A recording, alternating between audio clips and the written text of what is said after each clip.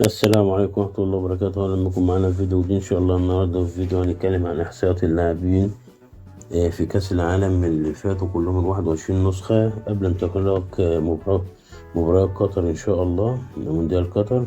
فهنعمل ملخص كده للاعبين فقط بس إحصائياتهم. طبعا أول هدف في البطولة كان الفرنسي لوران، اللي هو ده برضه طبعا كان بيحكي إزاي جابه. طبعا مفيش تصوير وكلام من ده، فما عندناش خلفية عن الهدف.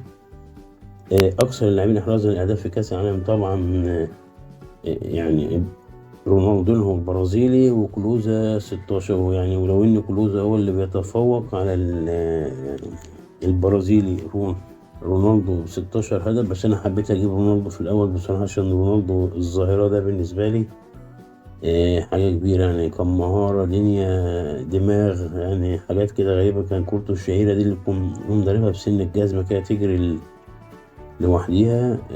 سبحان الله، يعني بصراحة كان من اللاعيبة المفضلين، وكان زي ما بقول لك الظاهرة، هي كانت ظاهرة وانتهت ما كانتش غيرها.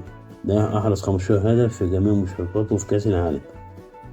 يجي بعديه طبعا، يجي في النمرة واحد طبعا، بس أنا حبيت يعني أحب رونالدو في الأول مهما كان. كلوزا نجم ألمانيا ده 16 هدف، ده أكتر واحد أحرز أهداف برضو، كان حاجة حلوة كده. بس رونالدو بالنسبة لي طبعا حاجة يعني تاريخ كده.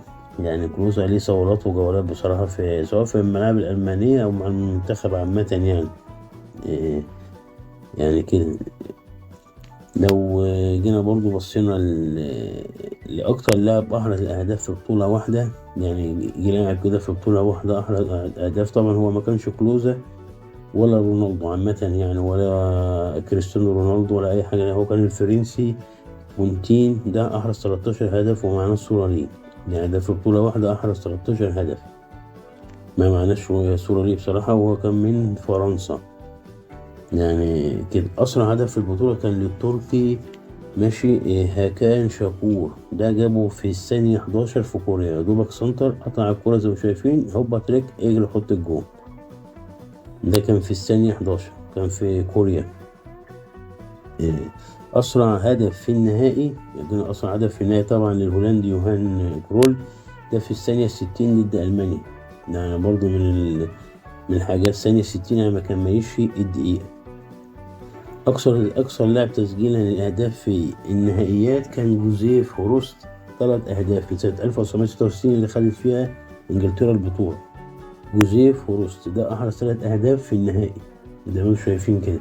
في لاعب تاني برضو أحرز 3 أهداف في النهائي، بس مش مع بعض في مباراة واحدة، في مباراة في نهائي 2 وفي نهائي تاني 1، وهو الفرنسي زين الدين زيدان. ده أحرز في نهائي 98 هدفين، طبعا النهائي الشهير اللي كان قدام البرازيل، وهدف في نهائي 2006. يعني ده برضو ما أحرزهمش في بطولة واحدة، ولكنه أحرزهم في بطولتين. يعني إيه مش متتاليين حتى، يعني عشان يبقى العلم بالشيء. أصغر لاعب أحرز هدف، أصغر لاعب يشارك في البطولات عامة طبعا هو كان بيليه. يعني بيليه ده أصغر لاعب شارك في البطولة عامة ككل.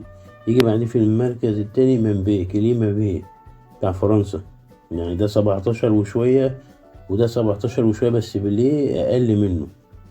لو جينا بقى بيليه طبعا كان أسطورة وكان حاجة كده ودنيا، يعني ربنا يديله الصحة طبعا ويرحم بقى الجميع. لو جينا بقى اتكلمنا عن أكبر لاعب، لو جينا لأكثر أكبر لاعب سنا حضر في البطولة، في بطولات جمال 21، اللي إيه النجم عصام الحضري 40 عام وشوية في بطولة 2018.